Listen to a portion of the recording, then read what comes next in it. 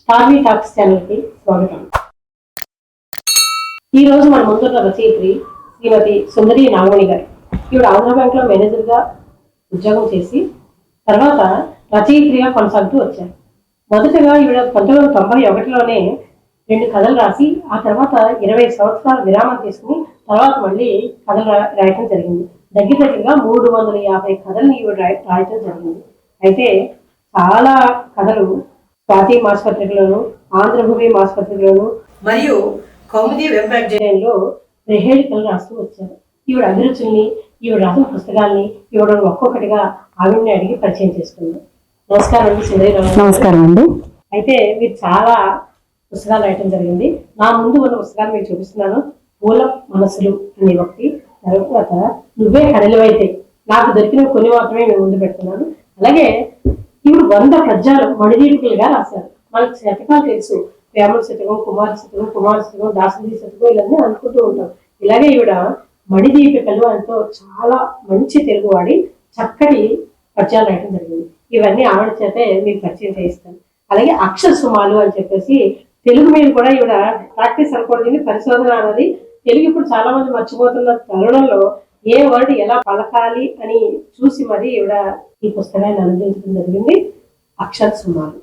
అట్లాగే మాధుర్యం అనే ఇంకో నవల మన ముందు ఉంది. ఇవి కాక ఇంకా ఎన్నో కథలు, ఎన్నో పుస్తకాలు రాయటం జరిగింది. ఇప్పుడు అంతా మాట్లాడుతూ మిగిలినవన్నీ మనం తెలుసుకున్నాం. అలాగే మీకు సంగీతంలో కూడా చాలా ప్రావీణ్యం ఉంది. 15 సంవత్సరాలు కర్ణాటక సంగీతాన్ని కూడా ఇవి నేర్చుకున్నారట. ఇప్పుడు మనం మాట్లాడుతాం. నమస్కారం అండి మీకు. నమస్కారం అండి.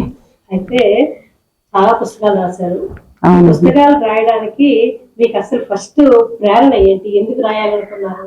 అంటే నాకు ఊహ తెలిసినప్పటి నుంచి కూడా, అంటే అక్షరాభ్యాసం చేసినప్పటి నుంచి పదాలు చదవటం చాలా అలవాటైపోయింది.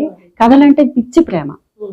మా అమ్మ చెప్పే కథలు, పుస్తకాల్లో కూడా కథల పుస్తకాలు ఉంటాయి, చందమామ పుస్తకం అనేది ఉంటుంది అనేది మా అక్క ఇంటికి పుస్తకాలు తెచ్చుకుని చదువుతూ అలా అలవాటు చేసింది అనమాట. బొమ్మలు చూపించి ఇది ఇలాగా భేతాళ కథలు, విక్రమార్కుడు, మహాభారతం ఇవన్నీ చూపిస్తూ చందమామ పుస్తకంలో చెప్పేది మా అక్క. అయితే తర్వాత నాకు ఇంకా పుస్తకాలు చదవాలన్న కోరిక కలిగి 5వ ఏటే 6వ ఏటే అంటే ఇంకా చదవటం అప్పుడప్పుడే కూడబలుక్కుని చదువుతున్న తరుణంలోనే మా ఇంటి ఎదురుగుండా ఉన్న గ్రంథాలయానికి వెళ్ళి అక్కడ గ్రంథాలయాధికారిని అడుగుతుండేదాన్ని అనమాట. చందమామ చదవాలనుంది, నాకు ఇస్తాండ. ఇంత చిన్నపిల్లవి నువ్వేం చదువుతావమ్మా, నీకు ఎలా వస్తాయి అనేవాడు. అంటే లేదండి నేను చదవగలను, నాకు వచ్చు, నాకు చాలా ఇష్టం అండి కథలంటే. అంటే సరే, అతను నమ్మలేదనమాట. ఓ పుస్తకం ఇచ్చి ఇది చదువు, ఈ పేరు చదువు అంటే నేనేమో టకటక టైటిల్స్ అన్ని చదువుతున్నాను, కథల పేర్లన్నీ చదువుతుంటే అమ్మో చాలా ఉందమ్మా, నీకు తప్పకుండా ఇస్తానమ్మా, కాకపోతే ఇంటికి ఇవ్వలేను, నువ్వు ఇక్కడే కూర్చొని చదువుకుంటావా అంటే రోజు అలా వెళ్ళి ఒక అరగంట సేపు చదువుకోవటం అలవాటు అయిందండి నాకు. పెరుగుతూ వచ్చిందండి. అవునండి, మేనేజర్గా రిటైర్ అయ్యాను. అయితే మీరు మధ్యలో 20 సంవత్సరాలు గ్యాప్ తీసుకున్నారు. అవునండి. ఎందుకని? నాకు అదే సమయంలో అంటే మా బాబు చిన్న క్లాసుల్లో ఉండటం, వాడిని అటెండ్ అవ్వాల్సి వచ్చేది, ఇంటి దగ్గర అసిస్టెన్స్ లేక రోజు బేబీ కేర్ సెంటర్కి తీసుకెళ్ళి మళ్ళీ తీసుకురావటం, ఉద్యోగ బాధ్యతలు, ఆఫీసులో లేట్ అయిపోయేది. మా వారి సహకారం చాలా ఉందండి బాబుని పెంచడంలో కూడా. ఇంక ఇంటికి వచ్చాక నేను రాయగలిగేదాన్ని కాదండి. అంటే కొన్నాళ్ళు గ్యాప్ తీసుకుందాం అన్నట్టుగా అప్పుడు నేను రాయలేదు, చాలా కాలం రాయలేదండి, ఇంచుమించు 20 సంవత్సరాలు. కానీ ఎప్పుడూ రాయాలని అనిపిస్తూనే ఉండేది, కూర్చొని రాస్తూ ఉండేసరికి ఏదో ఒక అవాంతరం రావటం అలా జరిగింది. కానీ అది మర్చిపోకుండా మీరు మళ్ళీ దాన్ని చాలా పెద్ద ఎత్తునే రాశారు. అవునండి. తర్వాత అసలు విరామం తీసుకోలేదండి. 2008 నుంచి విరామం తీసుకోలేదు, నేను అలా కొనసాగిస్తూనే ఉన్నాను. ప్రతి పోటీకి రాశానండి. అయితే మీరు రాసిన పుస్తకాల్లో నేను చదివిన మటుకు అన్ని చాలా మధురంగా ఉన్నాయి కథలన్నీ కూడా. ఎందుకంటే ఒకళ్ళని గట్టిగా కేకలేసింది లేదు, కటువుగా మాట్లాడింది లేదు, చాలా మధురంగా అన్ని కథల్ని సాఫ్ట్ గా రాశారు. అన్ని కూడా ఆ ముగింపు కూడా చాలా సుఖవంతంగా శాంతిగా ఇచ్చేలాగా ఇచ్చారు. అలాగే అక్షర సుమాలు అనే ప్రశ్న గురించి మాట్లాడుతున్నాను. అక్షర సుమాలు అని మీరు బుక్ రాశారు, ప్రింట్ చేయడం జరిగింది. అసలు ఇది ఎందుకు చేశారు మీరు? నేను 2010 నుంచి ఫేస్బుక్ లో ఉన్నానండి. ఫేస్బుక్ లో ఏ పోస్ట్ చూసినా లేదా తర్వాత వాట్సాప్ వచ్చింది ఈ మధ్య ఒక 5-6 ఏళ్ల క్రితం నుంచి అనుకోండి. అప్పటి నుంచి వాట్సాప్ లో ఏ పోస్ట్ చూసినా తెలుగులో రాసిన పోస్టులు చూస్తుంటే చాలా వేదన కలుగుతుండేది. ఒక పదాన్ని, ఒక మంచి పదాన్ని అపభ్రంశం చేయడానికి ఆటో టైపింగ్ అని ఇంకోటని మనం ఒకటి కొడితే ఒకటి పడుతుంది. అది నిజమే, అది దాని తప్పని మనం అనలేం. కానీ టైప్ అనుకుంటాం, కానీ మన బాధ్యత కూడా కొంత ఉంది కదా. మనం పోస్ట్ చేయబోయే ముందర చదువుకోవాలి. అవి వీళ్ళు చదువుకోకుండా కొంచెం చిన్నపాటి నిర్లక్ష్యంతో అలా వదిలేయటం, దానివల్ల కొన్ని అనర్థాలు కూడా జరిగినాయి. ఫేస్బుక్ లో తప్పు అర్థం వచ్చే మాటలు పడడం, మా ఉద్దేశం అది కాదండి వాళ్ళు ఎక్స్ప్లెనేషన్ ఇవ్వటము, పెద్ద పెద్ద రచయితలు కూడా తప్పులుగా రాయటము. అప్పుడు నేను ఈ వ్యాసాలు రాయాలనిపించిందండి. ఎక్కడెక్కడ ఏమేమి అక్షరాలు తప్పులుగా రాస్తున్నారో నేను పరిశోధించినంత వరకు ఒక జాబితా కూడా ప్రిపేర్ చేశాను. ఏంటంటే ఒత్తు థా రాయాల్సిన చోట ధా రాస్తారు, అంటే డిహెచ్ రాస్తారు. అదే టీహెచ్ రాస్తే ఒత్తు థా పడుతుంది. ఒత్తు థా రాయాల్సిన ప్రతి చోట ధానే రాస్తున్నారు. దానివల్ల ఒక అక్షరం అనేది మరుగుపడిపోయే ప్రమాదం వచ్చింది. అలా రాకుండా ఉండాలని నేను ఎంతో కొంత చెయ్యాలి. ఇప్పటిదాకా నేను రాశాను. నాకు ఈ విద్యనిచ్చిన అమ్మ రుణం ఎలా తీర్చుకోవాలి? అక్షరాన్ని బ్రతికించుకోవాలి. నా దృష్టిలో అక్షరం తప్పు రాస్తే అమ్మకి అపచారం చేసినట్టే లెక్క. థ్యాంక్స్ అండి. నేను అలాగే అనుకుంటాను. ఎందుకంటే ఇప్పుడు నాలాంటి వాళ్ళని ఒక ఐదుగురినో ఆరుగురినో నేను తయారు చేస్తే భావితరంలో ఇంక తప్పులు రావు, తప్పులు తగ్గుతాయి, క్రమంగా తప్పులు రావు అని నా ఉద్దేశం. అదిగాక ఇప్పుడు ప్రచురణకి వెళుతున్న పుస్తకాలు రేపు పొద్దున్న నేటి పుస్తకాలే రేపు గ్రంథాలయాల్లో ఉంటాయి కదా. సో రాబోయే తరానికి ఇవే మూలం అనుకుంటారు, భాషకి మూలం అనుకుంటారు. తప్పులతో కూడిన పుస్తకాలు, కథలు లేదా నవలలు లేదా వ్యాసాలు. కానీ అది కాదు కదా. అందులో తప్పులు ఉన్నప్పుడు అసలు పదాలు ఏంటో తెలియాలంటే ఎవరో ఒకళ్ళు ముందుకు రావాలి. అది నేనే ఎందుకు కాకూడదు అనిపించింది. అందుకని ఎక్కువ సమయాన్ని నేను ప్రస్తుతం దీనికే కేటాయిస్తున్నానండి. అవునండి, అవునండి. అంటే ఒక వేదనలోంచి వచ్చిన ఆవేశం అనుకోండి, దాన్ని నేను ఇలా పుస్తక రూపంలో తీసుకొచ్చాను. చాలా పదాలు నేను కూడా ఇందులో చూసినప్పుడు తప్పుగానే, అవునండి, తప్పుగా ప్రొనౌన్స్ చేస్తాము, తప్పుగా రాస్తాము. తెలుగు రాక మంది అవునండి వాడతారు. వాటన్నిటిని కూడా మీరు కరెక్ట్ చేశారు. అయితే ఇది చాలా మందికి రీచ్ అయితే బాగుంటుంది. దీనికి సైటేషన్ కూడా ఉందండి. బయట నవోదయాలో ఉంది, చాలా పుస్తకాల షాప్ లో ఉంది. తర్వాత విదేశాలకు కూడా పంపించామండి.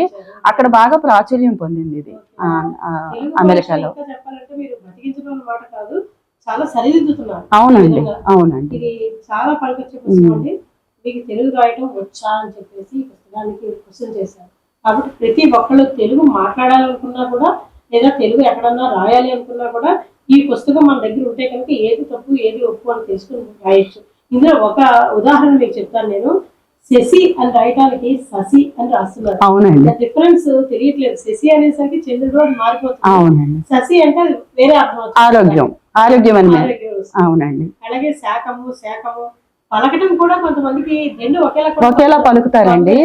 దానివల్ల ఏమవుతుందంటే అర్థం విపరీత అర్థం ధ్వనిస్తుంది. అంటే ఒక అర్థం బదులు ఇంకో అర్థం ధ్వనిస్తుంది, అసందర్భం అయిపోతుంది అన్నమాట.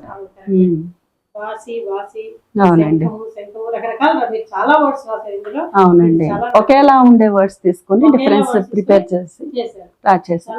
అలాగే చాలా మంది ఎప్పుడు తప్పుగా రాసే పదాలు అంటే కన్ఫ్యూజన్ వల్ల సాంత్వన అనే పదాన్ని స్వాంతన అని రాస్తారు పెద్ద రచయితలు కూడా. సో స్వాంతన కరెక్ట్ కాదండి, సాంత్వన అని అంటే ఉపశమనం, అలాంటి పదాలు కాదండి, సాంత్వన. అలాగే నిర్దుష్టం, నిర్దిష్టం అని రాస్తారు, నిర్దుష్టం అని రాయాలి. ఇలాంటి పదాలండి. అవునండి. ఈ పుస్తకం విద్యార్థులకే కాక రచయితలకే కాక ఎవరికైనా సరే ఉపయోగం అండి. అవునండి, చాలా మందికి అది కరెక్ట్ అనుకుని వెళ్ళిపోతుంటారు.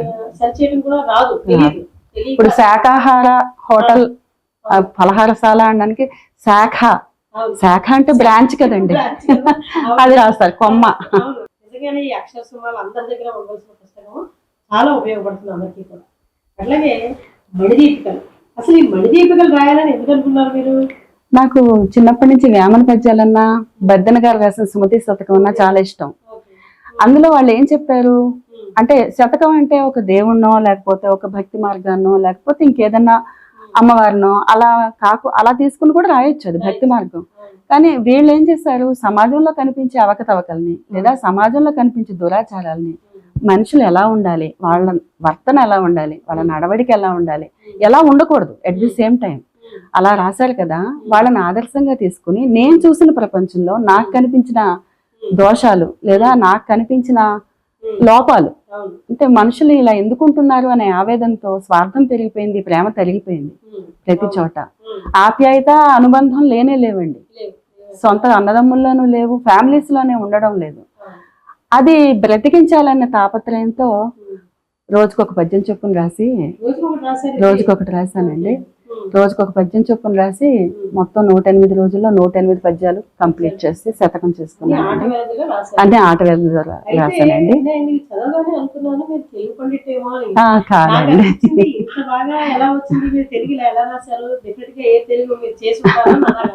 లేదండి, నేను బీకామ్ చేసి తర్వాత MBA చేశాను.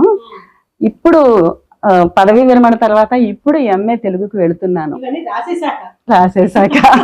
అంటే అది నా కళ అండి, నా కళని సాకారం చేసుకోవడానికి. థ్యాంక్స్ అండి. అలాగే మనం ఇప్పుడు ఈ మణిదీపికలో పేరు మణిదీపికలో అని పెట్టారు. మణి దీపం అన్ని కనబడతాయి మనకి, లైటింగ్ సింబాలిక్ గా. అవునండి, కూచి సాయి శంకర్ గారని ఆయన ఆర్టిస్ట్, చిత్రకారులు సాయి శంకర్ గారు. ఆయన ఇలా ఉంటే బాగుంటుంది అని నా ఫోటోని క్లోజ్అప్ లో వేసి అక్కడ మణిని బాగా ప్రస్ఫుటంగా కనిపించేలా వేశానండి. అవునండి. అలాగే మణిదీపికలో కొన్ని పద్యాలు మనం ఇప్పుడు ప్రేక్షకులకు పరిచయం చేద్దాం. ఇష్టమైన పద్యాలు మీరు చదవండి, కూడా చెప్పండి. దీంట్లో అంటే చాలా ఉన్నాయనుకోండి, ఎక్కువగా స్నేహం మీద లేకపోతే మన ప్రవర్తన మీద అలా ఉన్నాయి. ఇప్పుడు మనకి స్వచ్ఛమైన ప్రేమలు దొరకటం లేదండి, కానీ అసలు స్వచ్ఛమైన ప్రేమ అంటే కన్న తల్లి ప్రేమ, అలాగే కన్న తండ్రి వాత్సల్యం, దాని గురించి రాసింది. పాయసము కన్నా పంచామృతము కన్నా ధరణి పైన ధనపు తతుల కన్నా కన్న తల్లి తండ్రి కరుణ మమత మిన్న మణి పలుకులు మహినే మానితములు. అదొకటండి. తర్వాత ఆడవారి మనసు, అవునండి, ఆడవారి మనసులు చాలా కోమలంగా ఉంటాయి కదండి, వాళ్ళని బాధ పెట్టకూడదు. ఎవరైనా ఆడవాళ్ళైనా సాటి ఆడవాళ్ళైనా లేదా మగవాళ్ళైనా కొన్ని చోట్ల జరుగుతున్న నేరాలు ఘోరాలు లేకపోతే అత్యాచారాలు ఇవి చూస్తుంటే మనసు చాలా వేదన చెందుతుందండి. ఆ సందర్భంగా రాసింది. కోమలములు సుమ్మి కొమ్మల మనసులు గాయపరచవలదు కఠినముగను ప్రేమ పంచినంత ప్రేమ నొందగలము. ప్రేమ మనం పంచితేనే కదండి ప్రేమ వస్తుంది. మణి పలుకులు మహిని మానితములు. అవునండి, ఇలాంటివన్నీ అందరూ తెలుసుకోవాల్సిన విషయాలు. అవునండి. అలాగే ఆడవారిని ఆట వస్తువులుగా చూసే కొంతమంది మగవాళ్ళ గురించి, ఆడవారిలో నా అంబ కనగలేరు తీపి మాటలాడి తేనె కురిసి ముగ్గులోని దింప సిగ్గులేని ఘనులు మణి పలుకులు మహిని మానితములు. అదేనండి, వేదన ఆవేశంగా మారి కొన్ని ఇన్సిడెంట్స్ చూస్తుంటే బాధ అనిపిస్తుందండి. అదే, అవునండి. అలాగే స్నేహం గురించి, స్నేహాన్ని పెంచుకోవడం చాలా కష్టం అండి. పెంచుకోవడం ఒక్క నిమిషంలో అయిపోతుంది, కానీ మళ్ళీ దాన్ని మనం చేర్చుకోలేం. అంటే ఆ మనసులు వల్ల గాయపడ్డాయంటే ఎంతైనా అతుకులాగే ఉంటుంది. అందుకని ఎప్పుడు స్నేహితుడిని కానీ స్నేహితురాలని మన చెలిమిని మనం పోగొట్టుకోకూడదు. అది చాలా కలిమి అని నా ఉద్దేశంలో రాసింది. కంటి వెలుగు కాదే కమనీయ నేస్తము చెంత చేరు వేళ చీ అనకుము సులువు వదులుకొనుట సొలపు పొందుటనేనా, అంటే కష్టం పొందటానికి మణి పలుకులు మహిని మానితములు. ఇలా చెప్పానండి కొన్ని.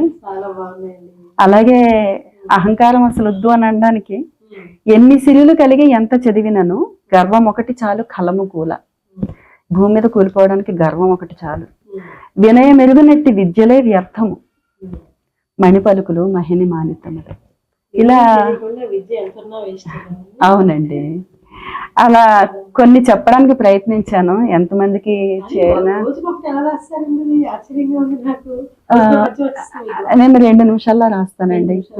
2 నిమిషాల్లో ఒక పద్యం రాసేయగలను. ఆశువుగా చెప్పగలరు. చెప్పగలను. అన్ని ఆటవేళనే ఎందుకు రాశారు?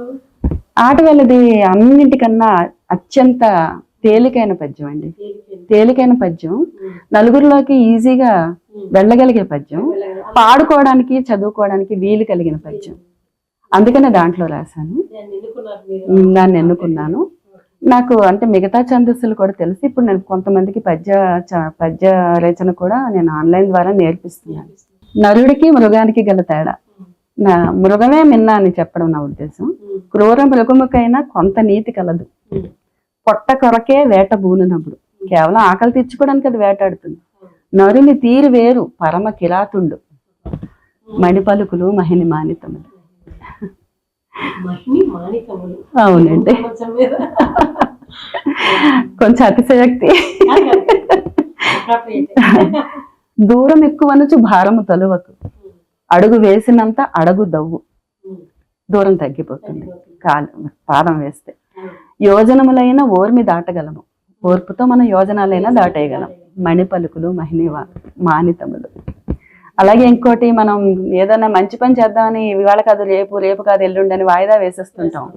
దాని గురించి అంటే అది ఆ దుర్బుద్ధి నాకు కూడా ఉంది, దురలవాటు. వాయిదాని మించి పాడుగుణము లేదు, రేపు మాపు అనకను ఆపకుండా సత్వరమును సలుప సాగు కార్యములే, మణిపలుకులు మహిని మానితములు. చాలా వేసానండి, చాలా వేసాను. కొన్ని అంటే అమ్మకాలు తక్కువ అండి, బట్ ఏదైనా స్కూల్లో ఇద్దామని నాకు ప్లాన్ ఉంది. నా పుస్తకాలు నవోదయాలో ఉంటాయండి. అచ్చంగా తెలుగు పద్మిని గారి దగ్గర ఉంటాయి. అచ్చంగా తెలుగు ఆవిడ మార్కెటింగ్ చేస్తారు, అక్కడ ఉంటాయండి.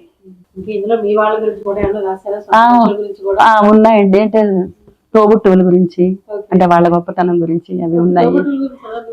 రక్తబంధం అనిన రాగమే పెంచును, వాడదెప్పుడు చేయి వీడదెప్పుడు, తూలిపోని పేరు మీ తోబుట్టువులు వసుగు.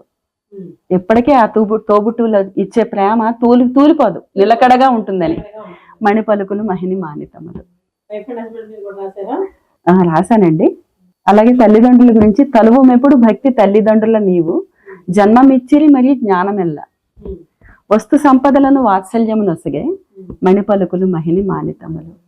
మన మనసు ఎప్పుడు ఎలా ఉండాలంటే, మంచు ముత్యము వలె మల్లె తావి వలెను, కొండవాగు వలెను కోనవలెను, శిశువు నగవు భంగి చిత్తం ఉండవలెను, మణిపలుకులు మహిని మానితములు. మంచు ముత్యము, మంచు ముత్యం స్వచ్ఛం కదా, మల్లె తావి వాసన, దాన్ని మనం కల్తీ చేయలేం. కొండవాగు స్వచ్ఛమైన నీరు, కొండవాగు వలన, కోన వలన అంటే అడవి, అడవి కూడా స్వచ్ఛమే. శిశువు నగవు భంగి, చిన్నపిల్లల నవ్వులో కల్మషం ఉండదు కదండి, అలా మన మనసు ఉండాలని. చాలా ఈజీగా రాసేస్తారు. భర్త ఎలా చూసుకోవాలి భార్యని అనేదానికి, కలికి కంటి నీరు కావేరి అయి ముంచు, అతివ దుఃఖమదియ హాహలము అంటే హాలాహలం. గేహలక్ష్మికి ఎప్పుడు కీడు చేయవలదు, గృహలక్ష్మికి ఎప్పుడు కీడు అంటే కటుగా మాట్లాడొద్దు, మంచిగా చూసుకోవాలని. మణిపలుకులు మహిని మానితం. కలికి కంటి నీరు కావేరి అయి ముంచు, కంటి నీరు కావేరి నదిలాగా మనం ముంచేస్తుంది. ఒకవేళ కంటి వెంట నీరు వస్తే రానే బాధపడుతూ ఉంటే మనకు అన్ని కష్టాలే. నువ్వు పురుషుడివైనా, నువ్వు ఎంత గొప్పవాడివైనా, నువ్వు ప్రధానమంత్రి అవ్వు, నువ్వు దేశానికి అధ్యక్షుడు అవ్వు, ఏదైనా గాని నీ ఇంటి ఇళ్ళ చేత కంటతడి పెట్టిస్తే అది నిన్నే ముంచేస్తుంది అని అంటే అన్యాపదేశంగా హెచ్చరించాడు. అతివ దుఃఖమదియ హాహలము, హాలాహలమే మింగేస్తుంది, విషంలాగా అయిపోతుంది, అది నిన్నే దహిస్తుంది అని. గేహలక్ష్మి అంటే గృహలక్ష్మి, గేహలక్ష్మికి ఎప్పుడు కీడు చేయవలదు, బాధ పెట్టద్దు, బాగా చూసుకోమని చెప్పానండి. మీరు చాలా దగ్గర 350 కథలు రాశారు. అవునండి, చాలా పుస్తకాలు వెలువడ్డాయి. అవునండి. మొదటి పుస్తకాలు ఏమిటండి మీరు రాశారు? మొదటి కథ ఆమని ఆగమనం అని 1990లో ఆంధ్రప్రభ సచిత్ర వారపత్రికలో పడిందండి. ఇప్పుడు ఆ పత్రిక లేదు. అలాగే వనిత అనే ఒక మాసపత్రిక ఉండేది, ఫస్ట్ మొదట పక్షపత్రికగా వచ్చింది, చందమామ వాళ్ళది. అవునండి, డాల్టన్ పబ్లికేషన్స్. అయితే అది దాంట్లో చిట్టి కథల పోటీ అని పెట్టారండి 1991లో. దాంట్లో నాకు ప్రైజ్ వచ్చింది. చిన్న కథ బొమ్మ కంటి నీరు ఆ కథ పేరు. అవి నా తొలి మలి కథలు. తర్వాత నేను రాశాను, అంటే లోకల్ గా మా బ్యాంకులో కాంపిటీషన్స్ జరిగినప్పుడు అలాంటప్పుడు రాశాను. కానీ పత్రికలకి కూడా 8లో, అంటే 8లో, బట్ 2009 అనుకోవచ్చు. 2008లో నాకు నిజామాబాద్ ట్రాన్స్ఫర్ అయిందండి. నేను అప్పుడు అక్కడ ఒక్కదాన్నే ఉండేదాన్ని. అప్పుడు అనిపించింది చాలా టైం ఉండేది, అంటే సంసార బాధ్యతలు తక్కువగా ఉండేవి కదా, అందుకని అప్పుడు రాయాలనిపించింది. మళ్ళీ మొదలు పెట్టచ్చు కదా నేను అనుకుని అప్పటి నుంచి మళ్ళీ రాయటం మొదలు పెట్టాను. అయితే మీరు ఇప్పుడు ఒక కథ రాయటం అంటే ఒక నవల, సపోజ్ ఆ నవల్లో ఆ నవల నాయకులో పరకాయ ప్రవేశం చేస్తారు, చేయాలండి కంపల్సరీ. చేసినప్పుడు మీరు ఏమనుకుంటే అది అక్కడ రాస్తారు. ఇప్పుడు ఈ మాధుర్య నవల మనం తీసుకుంటే కనుక అందులో మహిమ పాత్ర చాలా మిస్మి అంటూ మీరు బాగా అనిపించారు. పేర్లు కూడా చాలా బాగా పెట్టారు మీరు. అవునండి, విద్య అని మనం గప్పుడు విద్య అనేసరికి అమ్మాయేమో అనుకుంటాము, కానీ అలా కాకుండా ఆ హీరోకి విద్యాసాగర్ అని చెప్పేసి విద్యాన అనిపించేలాగా మేము మహిమ అని చెప్పేసి. అయితే స్టోరీ అంతా మధురంగానే సాగింది. ఈ మాధుర్యం ఎందుకు పెట్టారు నాకు ఎందుకు ఈ కథ ఇలా రాయాలనిపించింది? పోటీకి రాశానండి. స్వాతి అనిల్ అవార్డు నవలల పోటీకి రాశాను. అయితే నేను సెలెక్ట్ అవుతుందా అవదా అని అసలు ఆలోచన ఏం పెట్టుకోలేదు. అప్పుడు నేను లీవ్ లో ఉన్నాను, కొంచెం మెడికల్ లీవ్ లో ఉన్నాను.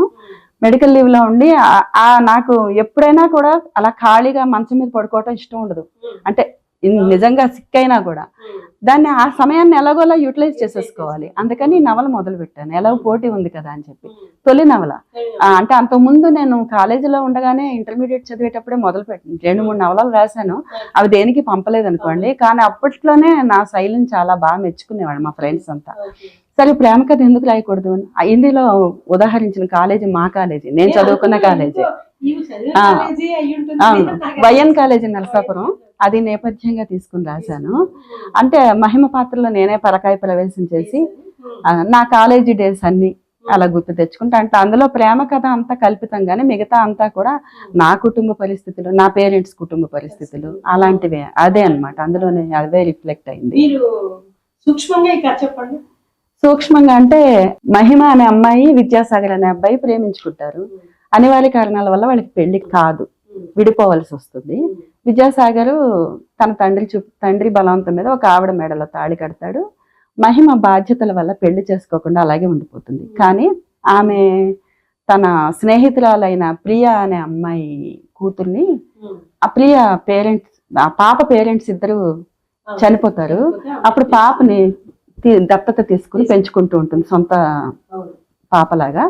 అలాగే అమ్మాయి సంగీతంలో బాగా నేర్చుకుని డిగ్రీలు చేసి సొంత సంగీత పాఠశాల పెట్టుకొని దాంట్లో ప్రిన్సిపల్ గా ఉంటూ నడుపుతూ ఉంటుంది, విద్య బోధిస్తూ. అలాగే కచేరీలు కూడా చేస్తూ ఉంటుంది.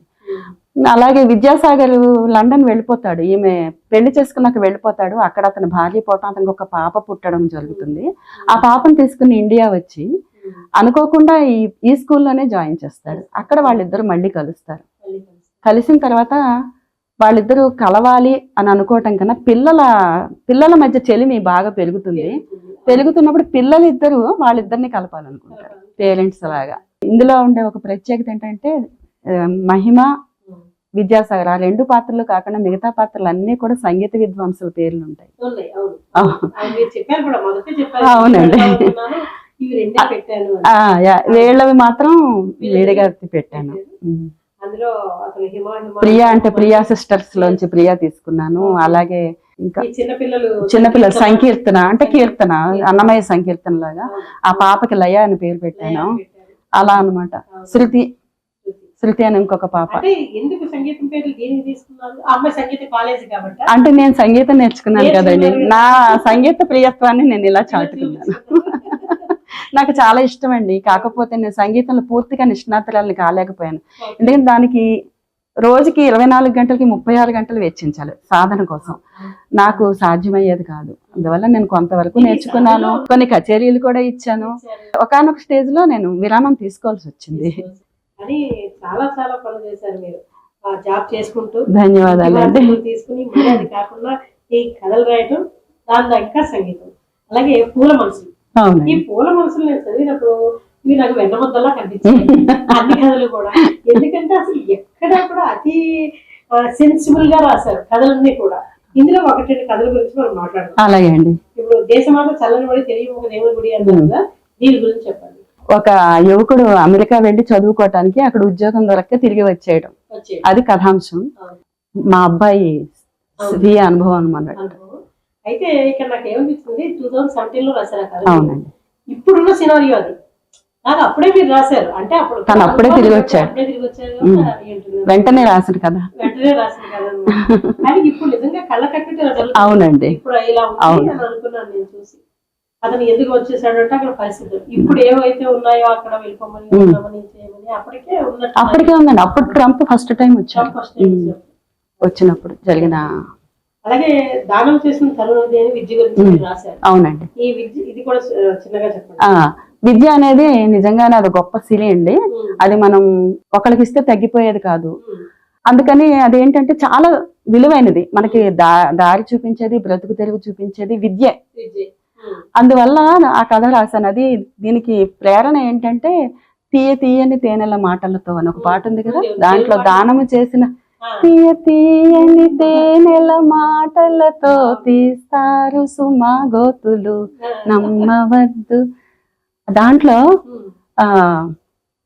దానము చేసిన తరుగనిది దొంగల చేతికి దొరకనిది, దానము చేసిన తరుగనిది. అది అక్కడి నుంచి తీసుకున్నాను టైటిల్ ని. కథలో ఏంటంటే, ఆ కథ ఏంటంటే ఒక పని మనిషి బాబుని వీళ్ళు చదివిస్తారు. ఇద్దరు భార్యాభర్తలు చదివిస్తారు. ఆ బాబుకున్న చదువు మీద ఉన్న ఇష్టాన్ని గమనించి వాళ్ళ పిల్లలతో సమంగా చదివిస్తారు. ఆ బాబు పెరిగి పెద్దవాడే మంచి ఆఫీసర్ అయ్యి మళ్ళీ సొంత పిల్లల కంటే వీళ్ళని ప్రేమిస్తాడు. ఆ గురుదక్షిణ ఎలా తీర్చుకుంటాడంటే, తీసుకొచ్చి ఆయన పదవీ విరమణ రోజున ఆయన పాదాలకు దండం పెట్టి 5 లక్షల చెక్కుని ఇలా ఇస్తాడని. అంటే అప్పటికి ఆయన కూతురు పెళ్లి చేసి అప్పుల్లో ఉంటాడు. ఎందుకురా నీకు ఇంత ప్రేమ అంటే అని, గురువుని మించిన దైవం నాకు మిమ్మల్ని మించి ఎవ్వరూ లేరండి. థ్యాంక్స్ అండి. నాకు ఇప్పుడు చెప్తుంటేనే గొంతు గద్గదం అవుతుంది. రాస్తున్నప్పుడు నేను కూడా అలాగే.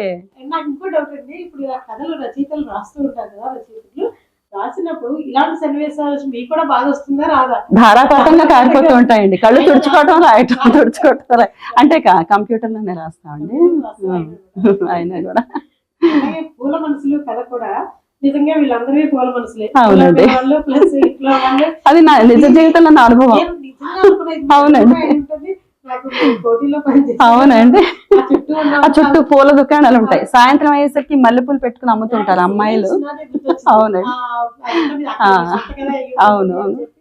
కొంచెం చీకటి పడుతుంది. మాకు ఎప్పుడు లేట్ అయ్యేది ఆఫీసులో. లేట్ అవుతున్నప్పుడు వెళ్ళి పూలు తీసుకోవడానికి వెళ్తే ఆవిడ పొరపాటున అదే ఒక పెద్ద మూరడు 2 మూరలు ఇవ్వడానికి బదులు 1 మూర ఇచ్చి కవర్లో వేసి ఇచ్చేసింది. ఇంటికి తీసుకొచ్చేస్తా. నెక్స్ట్ డే ఇంకా ఆ రోజంతా తిట్టుకున్నాను. వెళ్ళిన తర్వాత మళ్ళీ కొలీగ్స్ ముందర లంచ్ టైంలో ఇలా జరిగింది అని చెప్తే వాళ్ళు తిట్టడం ఆవిడని. అప్పుడు ఎందుకు ఊరుకుంటారు, మీరు వెళ్ళి అడగండి తప్పే ఉంది అని అనడం. నేను వెళ్ళి అడగగానే అసలు ఆవిడ అయ్యో అవునమ్మా అలా జరిగిందా అని చెప్పేసి వెంటనే ఇంత పెద్ద దండ తుంచి కవర్లో వేసి ఇచ్చేసింది ఆవిడ, డబ్బులు ఆశించకుండా. అంటే నాకు అప్పుడు నేను ఎంత చిన్నగా అయిపోయి ఉంటాను, అంతే కదా.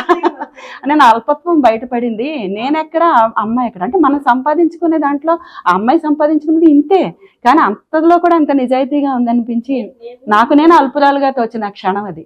నిజంగా అండి. నాకు ఆ స్ట్రీట్ మీ లంచ్ అవునండి. అవునండి. లంచ్ లో అన్ని ఇలాంటి డిస్కషన్ లో జరిగేది. అవును. 2-3 సార్లు వచ్చాను. అన్నాక అప్పుడు అది గుర్తొచ్చింది, స్వీయ అనుభవం అయ్యి ఉంటుంది. అవునండి. అలాగే ఇందులో ప్రేమ అంటే ఉంది, ఇంకా అఖండ దీపం. అఖండ దీపం కదా, అది చాలా కదిలించి వేసిన కథ అండి. నేను దీన్ని ఒక అనురాధ అని నాకు ఒక స్నేహితురాలు ఉంది, చెన్నైలో ఉంటుంది. వాళ్ళ అమ్మగారి స్వీయ అనుభవం ఇది. ఆవిడ అమ్మాయి ఏం చెప్పిందంటే, మా అమ్మగారు ఇలా మీకు ఒక విషయం చెప్తానండి, ఇది మీకు ఆ కథకి ఏమైనా పనికొస్తుందేమో చూసుకోండి మణిగారు. మాకు ఎవరైనా బంధువులు చనిపోయినప్పుడు మా అమ్మగారు వెంటనే అక్కడ ఉండరండి, ఇంటికి వెళ్ళిపోయి ఆవిడ గబగబా టీ కలిపేస్తారండి. ఫస్ట్ ఒక క్యాన్ నిండా టీ కలిపేసి లేకపోతే తినడానికి ఏమైనా తయారు చేసి తీసుకెళ్తారు. వాళ్ళందరూ దుఃఖంలో ఉంటారు, బాధలో ఉంటారు. వాళ్ళందరికీ టీ క్యాన్ అక్కడ పెట్టి అందరికి టీ ఇస్తూ ఉంటారండి.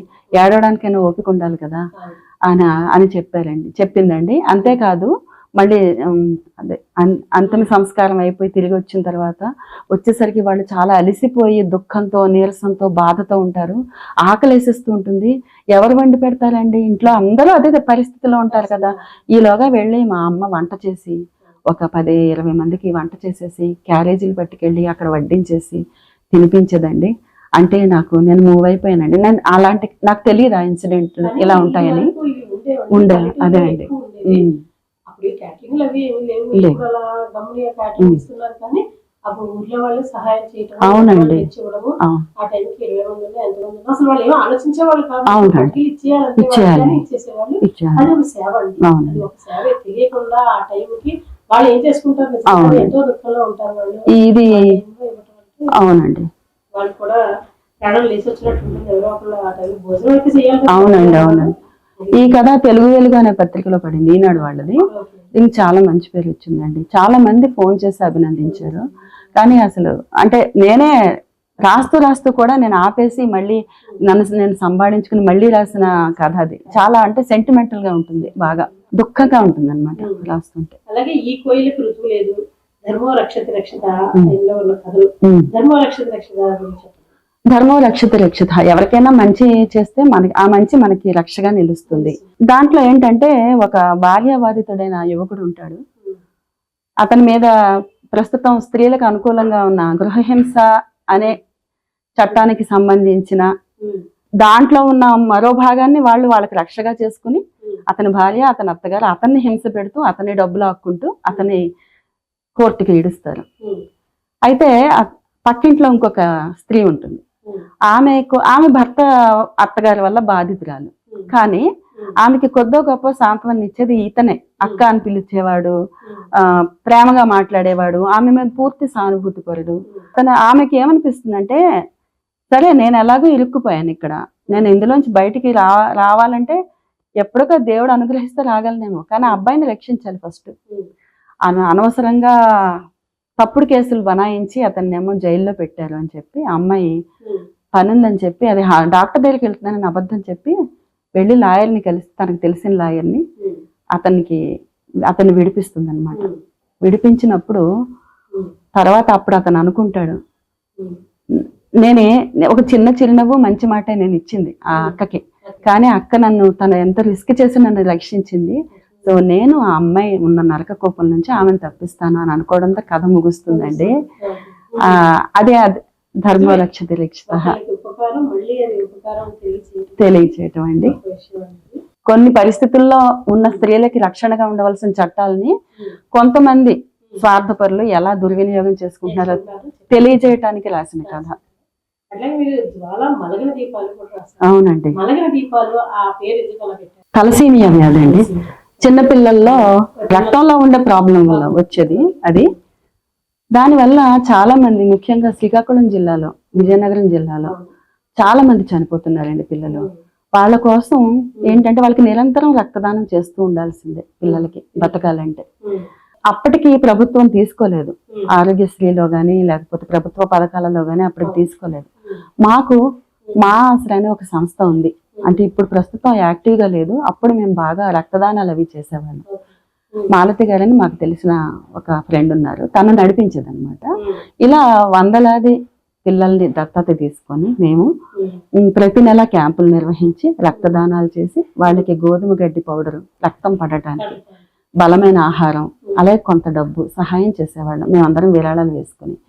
ఆ నేపథ్యంలో రాసిన కథ అండి. మలగని దీపాలంటే వీళ్ళు అంటే ఒక అమ్మాయి అబ్బాయి ఉంటారు, వాళ్ళిద్దరూ కూడా తలసేమియా పాజిటివ్సే.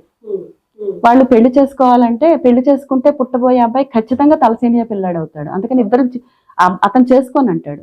చేసుకోనంటే అమ్మాయి వాళ్ళిద్దరు చిన్నప్పటి నుంచి ప్రేమించుకుంటారు. అంటే అమ్మాయి అంటుంది, మనం పెళ్లి చేసుకుందాం కానీ పిల్లల్ని కనొద్దు అంటుంది. అంటే అలా ఎలా అయినా వాళ్ళకి న్యాయం చేయలేము, ఆయుష్ కూడా అల్పాయుష్ అవుతుందేమో అంటాడు. అంటే అలా ఏం అవ్వదని చెప్పి వాళ్ళిద్దరు పెళ్లి చేసుకుని ఇంకొక అనాథ బాబుని తెచ్చుకొని పెంచి పెద్ద చేస్తారనమాట. అంటే వీళ్ళు మలగని ఎప్పటికీ ఒకవేళ వాళ్ళు చనిపోవచ్చు కాక కానీ వాళ్ళ పేరు ఎప్పటికీ ఉంటుంది అన్నట్టు ఆ దీపాలు ఎప్పుడు వెలుగుతూనే ఉంటాయి అనే ఉద్దేశంతో ఉండిపోతారు అలాగా. డిసెంబర్ పూలు పూర్తిగా నా సొంతమైన కథ అండి. నాకు చాలా ఇష్టమైన కథ కూడా, చాలా ఇష్టం. అసలు నాకు ఇష్టమైన అత్యంత ఇష్టమైన పూలు అంటే మల్లెపూలు, డిసెంబర్ పూలే. డిసెంబర్ పూలు ఎందుకు వాటికి వాసన ఉండదు కదంటే అయినా ఇష్టమే, ఎందుకంటే కలర్ బాగుంటుంది. నాది నా బాల్యం అని అనను, కౌమార దశకి అది ప్రతిరూపం అనమాట. నేను ఇంటర్మీడియట్ చదివేటప్పుడు నరసాపురంలో ఉండేవాళ్ళం. మా ఇంటి వాళ్ళ పెరట్లో ఒక వైపు అంతా ఇలా డిసెంబర్ పూలు చెట్లు ఉండేవన్నమాట. అవి ఏం చెట్లు తెలిసేది కాదు, ఎందుకంటే మేము అన్ సీజన్లో వెళ్ళాము, వేసవిలో వెళ్ళాం వాళ్ళ ఇంటికి. నవంబర్ డిసెంబర్ వచ్చేసరికి చిన్న చిన్న మొగ్గలు రావటం మొదలెట్టాయి. ఇవి తెలుసమ్మా నీకు పూలు అని అడిగారు ఆ మామగారు. అంటే తెలియదండి అంటే, వీటిని డిసెంబర్ పూలు అంటారమ్మా, వచ్చి చూడు ఎంత బాగుంటాయో అని చెప్తే వెళ్ళి చూస్తే ఒక రోజు పొద్దుటే తోటంతా ఇలా వికసించి ఆ అదే మెజంతా కలర్, పింక్ కలర్, రెండు కలర్స్, అవును బ్లూ కలర్ కూడా, వైలెట్ కలర్. ఇది వైలెట్ కాదు మెజంతా కలర్, పింక్ కలర్ అన్నమాట. అలా ఒక పింక్ కలర్ తివాచి పరిచినట్టుగా, పరుపు పరిచినట్టుగా ఉంది అనమాట. అమ్మ బాబాయ్ మా అమ్మ ఇన్ని పూల అంటే, అవునమ్మా చాలా పూలు, నీకు మాల కట్టుకోవటం వస్తే నువ్వు కాలేజీకి పెట్టుకెళ్ళమ్మా దండ కట్టుకుని. నాకు దండ కట్టుకోవడం రాదు అప్పటికి. వాళ్ళ ఆవిడకి ఒక మేనకోడలు ఉండేది రాజేశ్వరిని, ఆవిడ వీళ్ళ ఇంటికి వస్తూ ఉండేది. ఆవిడ లేస్ అల్లుతుంది. ఆవిడని అడిగాను, ఆంటీ మీకు దారంతో మాల కట్టడం వచ్చాయండి అంటే, వచ్చమ్మా అన్నారు.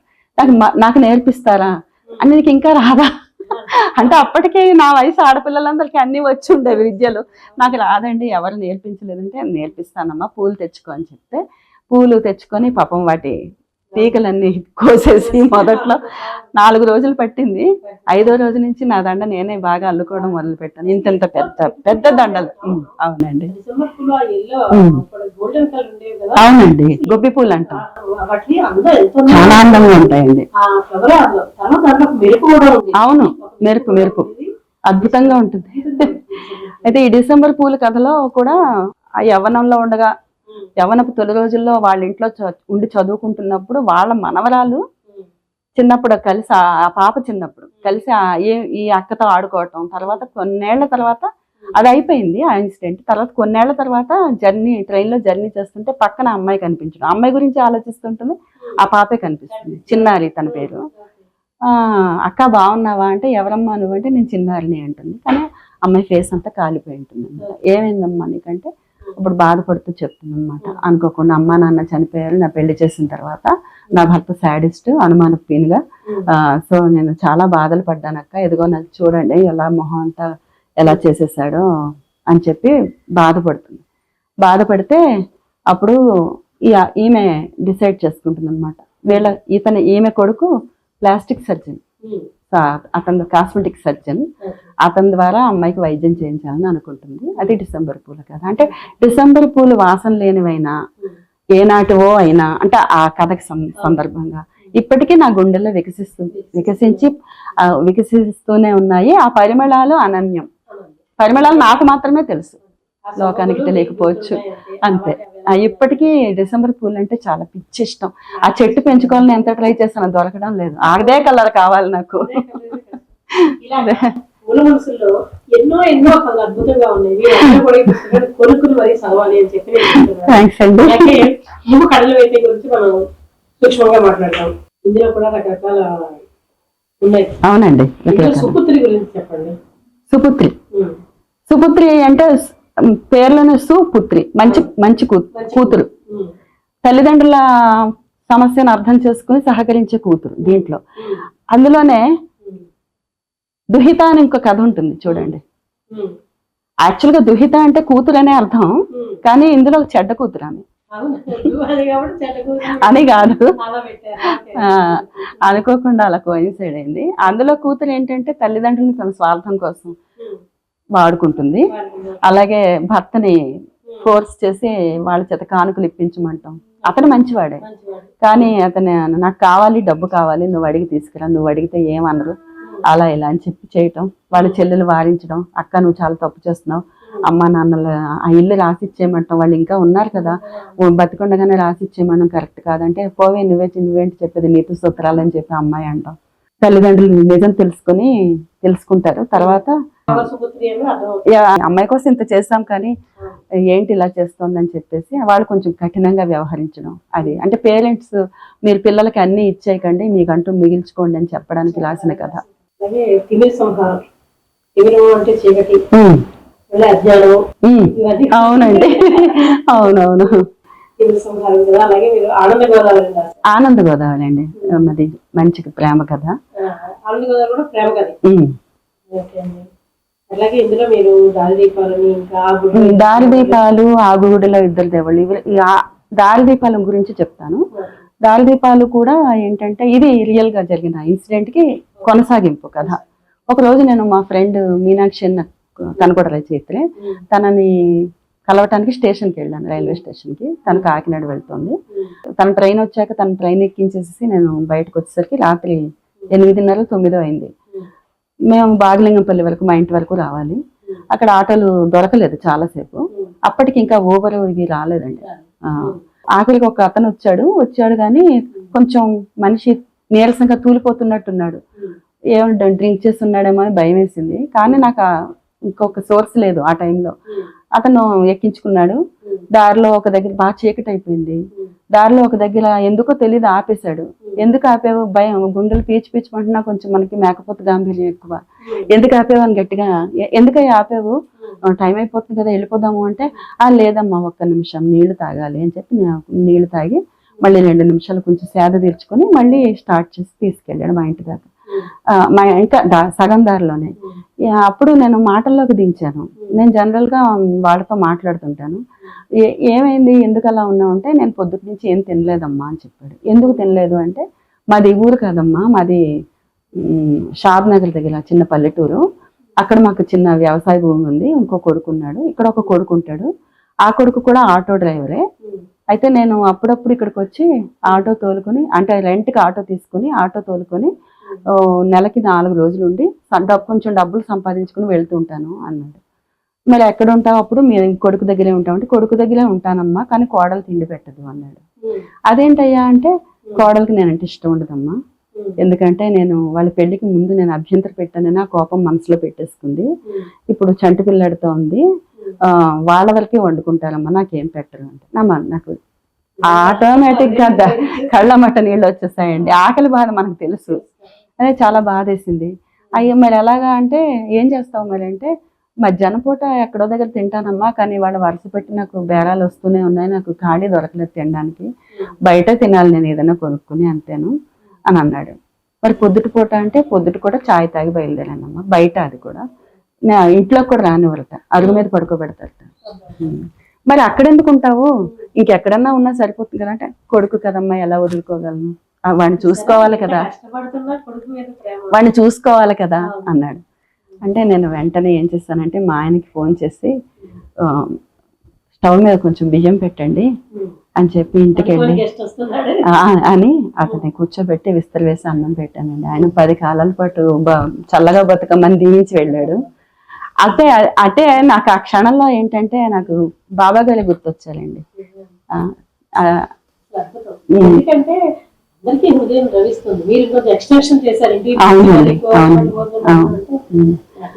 అతను ఇచ్చిన ఫోన్ నెంబర్ తీసుకున్నాను. ఈ కథ కూడా తెలుగు వెలుగులో వచ్చింది. దానికి 1200 బహుమానం వచ్చింది. ఆ 1200కి ఇంకో 800 వేసి 2000 పంపిద్దాం అనుకున్నాను. అయితే అతను ఫోన్ పనిచేయలేదు. 2-3 సార్లు కాల్ చేశాను. నేను చాలా ఇప్పటికీ గిల్టీగా ఫీల్ అవుతుంటాను. ఏమీ లేవు అంటే, తిండి పెట్టని వాళ్ళు ఇప్పుడు ఏదో అంటారు కదండి, పుట్టలోన చెదలు పుట్టవా గిట్టవా అని. అలాంటి కొడుకులు ఉన్న ప్రయోజనం ఏంటి? చాలా బాధేసింది. ఇంత కష్టం ఎందుకు పడుతున్నాయా అంటే, నా చిన్న కొడుకు కోసం అమ్మ, వాడిని చదివిస్తున్నాను, వాడికి డబ్బులు కావాలి కదా అన్నాడు. అంటే వాడు మళ్ళీ ఇలాగే తయారవుతాడేమో, లేదా మంచిగా కూడా అవ్వచ్చు, చెప్పలేము. అది బాధేసింది అనమాట. హృదయ మదనం పూర్తిగా తెలుగులో రాసిన కథ. అంటే అది పౌరాణికం, కృష్ణుడు రాధ గురించి. అది పూర్తిగా అంటే ఒక ఇంగ్లీష్ పదం కూడా ఉపయోగించకుండా రాసిన కథ.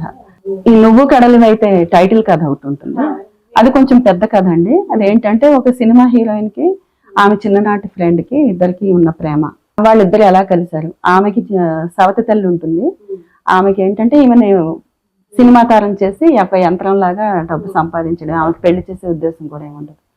సో ఆమె బారి నుంచి ఆమె ఎలా తప్పించుకుంది, ఎలా వెండి తెరకి ఉద్వాసన పలికేసి అతనితో వెళ్ళిపోయింది అనే కదా, ప్రేమను ఎలా పండించుకుంది అనేది కదా అనమాట. బాగుందండి, చాలా చాలా పరిచయాలు చేశారు ఇప్పటికీ. అయితే నేను మీ కర్ణాటక సంగీతం కూడా నేర్చుకున్నాను కాబట్టి అవునండి, మీ గుర్తు నుంచి ఒక పాటలు కూడా వినాలనుకుంటున్నానండి. ప్రేక్షకులు వినిపిద్దాము. ఇది మా గురువు గారు మాకు తొలిసారిగా నేర్పించిన కీర్తన అండి. వారిని స్మరించుకుంటూ గురువందనం చేసుకుంటూ ఈ పాట పాడుతున్నాను. మలయమారుతి రాగంలో త్యాగరాజ స్వామి రాసి కూర్చున్న ఈ కీర్తన ఇది. మనసాయటులో తూనే మనసాయటులో తూనే మనసాయటులో తూనే మనసాయటులో తూనే మనసాయటులో తూనే నా మనవిని చేకొనవే మనసాయటులో తూనే నా మనవిని చేకొనవే మనసాయటులో తూనే నా మనవిని చేకొనవే మనసాయటులో తూనే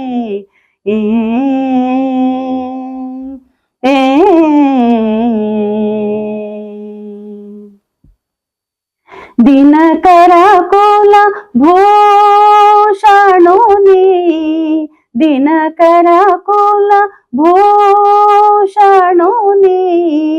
దినకర కుల భూషణుని దినకర కుల భూషణుని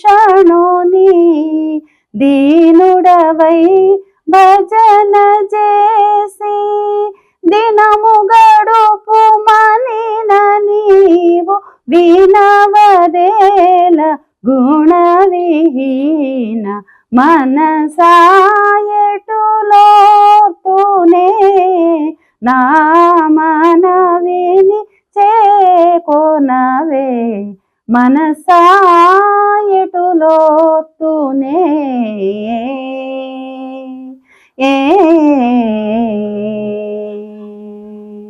కలిలో రాజస తామస గుణములు గల వారి చెలిమి కలిసి మెలసి తిరుగుచు మరి కాలము గడపకనే సులభముగా కడతేరను సూచనలను తెలియజేయో సులభముగా కడతేరను సూచనలను తెలియజేయో ఇలను త్యాగరాజు మాట వినవదేల గుణవిహీన ఇలను త్యాగరాజు మాట వినవదేల గుణవిహీన మనసాయటులో తూనే నా మనవిని చేకొనవే మనసాయటులో తూనే